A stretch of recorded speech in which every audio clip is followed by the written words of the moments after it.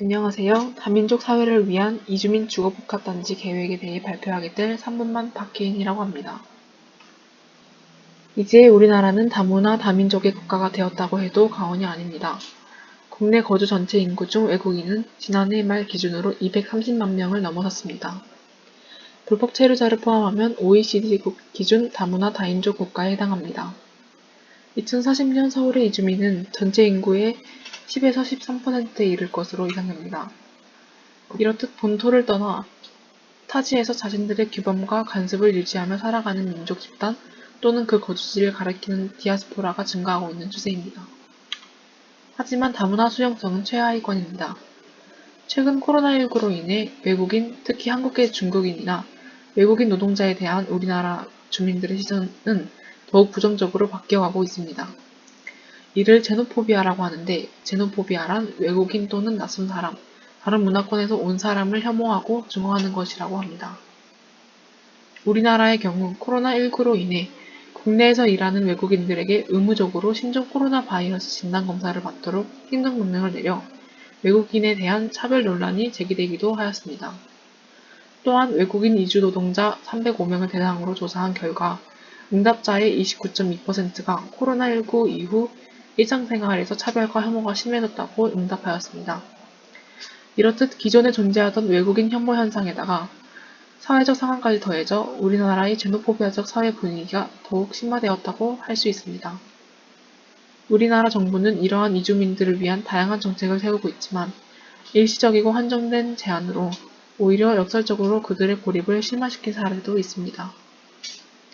또한 외국인 및 미주민들을 위한 문화적 차원의 다양한 프로그램 등도 시행하고 있지만 이는 이주민을 위한 국한적인 방법이지 다문화 사회를 위한 영구적인 방법은 고려되고 있지 않은 실정입니다.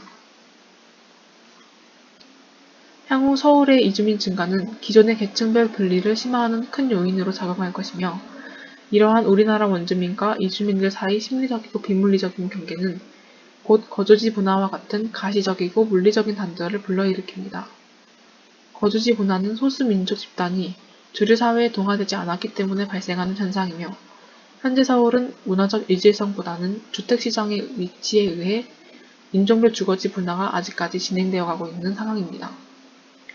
이렇듯 거주지 분화로 디아스포라의 공간적 밀집인 게토화가 되며 사회 경제적 고립이 생겨나고 이는 또다시 공간적 밀집이 되며 한 나라, 한 지역에서의 단절이 악순환처럼 반복되어 갈 것입니다. 이러한 문제점은 공공임대주택과 같은 특정 정책 수단이 아닌 자연적인 주택시장의 구조에 의해 생겨나는데 이러한 문제점에 대한 방안으로 정책적, 사회적 해결 방법이 아닌 건축적 해법을 제안해야 한다고 생각합니다. 따라서 기존의 선주민과 이주민 간의 분절을 일으키지 않으면서 서로의 문화를 이해하고 융화될 수 있는 주거 공간에 대해 모색해보고자 합니다. 앞서 말했던 문제점이 가장 심화되어 있는 밀집 주거지역으로 우리나라 최대의 조선적 밀집 주거지인 영등포구 대림동으로 대상지를 정하였습니다. 서울시에 위치한 대림동은 과거 가리봉동에 위치한 구로공단으로 인해 들어오게 된 중국인들이 가리봉동 재개발과 열악한 주거 환경 등의 원인으로 2000년대 이후 한국계 중국인들이 급진적으로 늘어 지금은 한국의 중국이라는 수식어가 붙은 동네로 자리 잡았습니다. 대림동의 인구 구성 변화를 보면 해가 지날수록 내국인들은 이탈을 하고 있고 그에 비해 외국인은 증가하고 있는 추세입니다. 통계에 잡히지 않는 단기 체류자를 고려하면 실제 거주 외국인보다 훨씬 많은 것으로 추정됩니다. 즉 대림동이 중국에서 온 이주민들에게 일종의 관문의 기능을 하고 있다는 것입니다. 또한 우리나라의 영화나 드라마 등 미디어에서 묘사하는 대림동의 이미지는 무범지역, 무법지대 등 부정적 이미지를 나타내고 있고 이는 대림동네 주민들에게 위험론을 형성할 수 있어 원주민과 이주민들 사이의 갈등을 심화시킬 수 있습니다. 결국 미래의 대림동은 한국화된 중국이 아닌 그들만이 존재하는 독립된 나라로 정체성이 변화될 것입니다.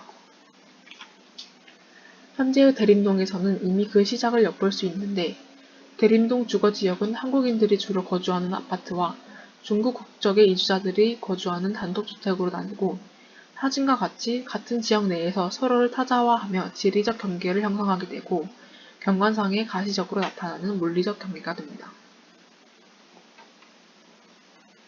이러한 대림동을 물리적 구조물 역량 강화 프로그램과 함께 건축적 해법을 제안해 대림동에서 야기되는 다양한 사회적, 건축적 문제점을 해결할 수 있는 문화공동체 주거단지를 생각하였습니다. 즉, 이주할 지역의 보편적 질서 속에 녹아드는 것과 동시에 공동체만의 특별한 가치를 가진 긍정적인 엔클레이브가 될 대림동을 계획해 보았습니다. 대지는 구로 디지털 단지와 근접하고 대림역 2호선과 7호선이 지나는 대림역에 위치하여 교통 환경적으로 유리한 입지를 지닙니다. 또한 저층 단독주택 주거단지가 형성되어 있고 근처에 대림 중앙시장과 미식거리로 인구 유동량이 활발합니다. 하지만 주민소통 공간이나 프로그램 등은 부족한 것을 알 수 있습니다. 이주민과 선주민의 라이프 스타일을 반영한 주거공간 계획을 위해 현재 대림동의 도시적 주거 패턴을 살펴보았습니다. 결론적으로 대림이동은 서로의 영역을 침범하지 않는 공동주거, 소규모 커뮤니티를 자연스럽게 유도하는 친해내 공간의 개념이 형성이 필요하다고 판단하였습니다. 또한 거주민의 인종, 나이, 거주, 구성원 수 등 고려한 공간 분배가 필요했고 가장 중요한 이주민의 식문화를 반영한 부엌공간 분리의 유무에 따른 주거 유닛 및 모듈 나누기가 계획 시 필요한 상황입니다. 대림동 주거 구성원을 분석하자면 다음과 같고 이에 따른 유닛 분석 아이디어는 첫째, 식문화에 따른 LDK 조합, 둘째, 공적 사적 공간의 분리, 셋째, 티넥 공간의 조합입니다. 이에 따라 유닛 구성은 전이 공간의 역할을 하는 티넥을 다이닝과 조합하여 부엌 공간의 독립성을 유지하며 외부와 내부를 연결해주는 전이 공간으로 계획하였습니다. 다음은 모듈 구성입니다. 모듈은 기존의 공동주거 형식을 탈피하여 전이 공간으로서 티넥을 각 유닛마다 부여하여 자연스러운 홀과 커뮤니티를 형성하였습니다. 두 유닛을 묶어 각 유닛으로 들어가기 전 자연스러운 티넥 이용을 통해 인위적이지 않은 커뮤니티를 형성하였습니다. 다음은 배치 계획입니다. 단지 내에는 크게 주거공간, 상호공간, 커뮤니티 공간 세 가지로 나뉩니다. 대림동 미식의 거리와 면에 있는 부분에는 상호공간을 배치하였고 매스감 조절로 열린 매스감을 형성하였습니다. 주거공간은 단지 내 도로의 중심축을 바탕으로 채광과 프라이버시 등을 위해 인동간격을 확보하였습니다. 커뮤니티 시설은 주거동의 1층에 위치하고 있고 단지 내 도로의 다양한 외부 공간과 맞닿게 배치하여 다양한 커뮤니티가 이루어지도록 계획하였습니다. 다음은 평면도와 배치도입니다.